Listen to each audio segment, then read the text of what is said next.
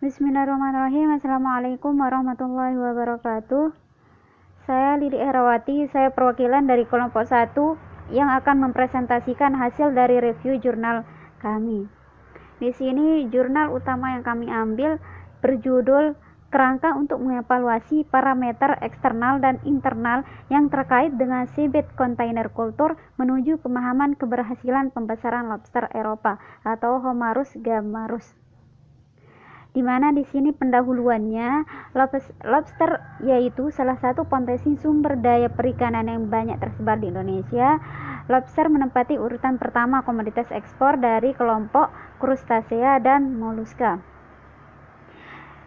Populasi di dunia diperkirakan meningkat sebesar 2,3 miliar orang pada tahun 2050 menjadi 9,6 miliar, meningkatkan tekanan pada sumber protein yang ada.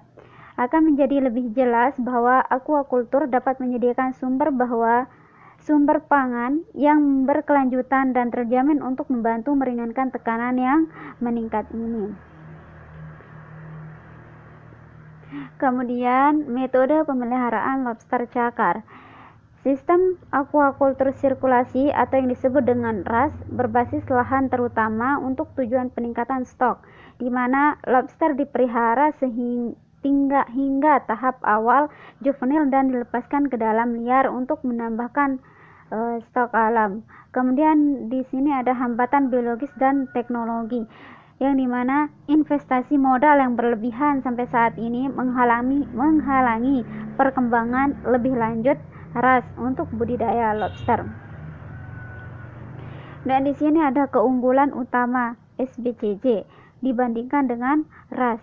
Berkaitan dengan pemeliharaan alami, kondisi lingkungan dalam hal kualitas air atau suhu dan salinitas, ketersediaan disolved oksigen atau DO, ketersediaan pakan, pembuatan sedimen dan pembuangan ekskresi. Di sini hasil penelitian dari jurnal yang kami review ini, yaitu di sini ada kerangka kerja. Kerangka kerja ini difokuskan pada parameter hidrodinamik atau arus, gelombang dan turbulensi. Bersama DO dan perilaku, karena penelitian sebelumnya telah mengukur pengaruh parameter ini dan pertumbuhan dan kelangsungan hidup. Kemudian parameter eksternal lain yang mempengaruhi keberhasilan pemeliharaan dalam budidaya pertanian dapat dimasukkan seperti kesediaan makanan, pembuangan limbah ekskresi, suhu air, salinitas, konsentrasi logam berat, tingkat keparahan gerakan, pengaruh biofouling. Para penulis ini juga mengakui bahwa turbulensi hanya dimodelkan untuk mempengaruhi mobilitas. Namun, ini juga akan mempengaruhi pengendapan plankton di dalam kontainer SBCJ dan pembuangan sedimen dan kotoran. Selain itu, intensitas turbulen di sini rata-rata dalam. Studi selanjutnya harus meningkatkan inkulasi turbulensi.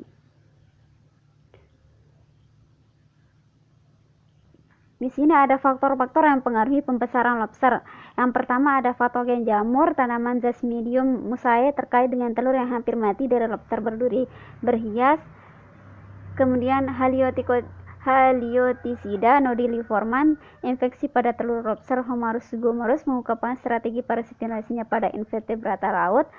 Kemudian dampak pestisida anti kutu laut, Hazamethypos dan deltametrin pada lobster Eropa atau Homarus gamarus, larva di lingkungan. Kemudian ada paparan hidrogen peroksida dalam jangka pendek menyebabkan kematian dan mengubah perilaku eksplorasi lobster. Kemudian ada akumulasi dan efek serat mikroplastik pada larva lobster Amerika. Nah, dalam penelitian ini dapat kita simpulkan bahwa lobster harus ditempatkan di dekat dasar laut untuk meningkatkan waktu mencari makan sementara tidak mempengaruhi ketersediaan DO.